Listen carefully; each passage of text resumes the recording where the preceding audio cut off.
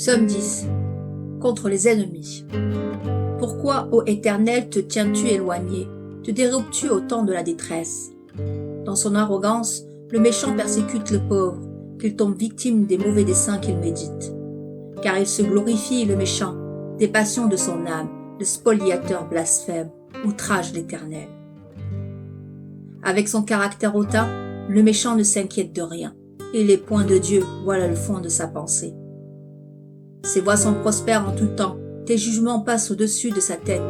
Toutes ses adversaires, il les renverse d'un souffle.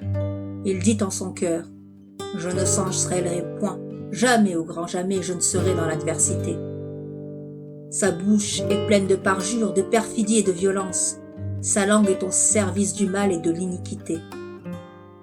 Il se met en embuscade dans les villages, à la dérobée, il fait périr l'innocent, ses yeux guettent le malheureux.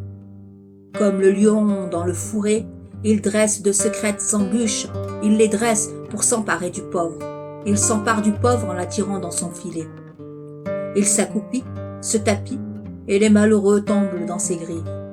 Il dit en son cœur, « Indie est sujet à l'oubli, il dérobe sa face, jamais il ne voit. » Ah, Seigneur, lève-toi, Dieu puissant, brandis ta main, n'oublie point les humbles.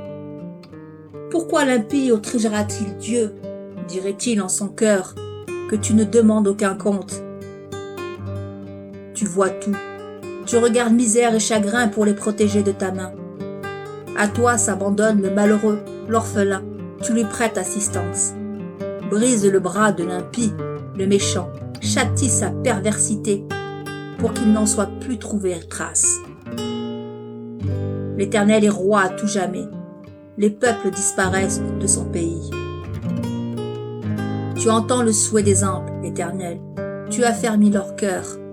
Tu leur prêtes l'oreille, en vue de rendre justice à l'orphelin, à l'opprimé, pour que nul mortel n'agisse plus tyranniquement sur terre. Amen.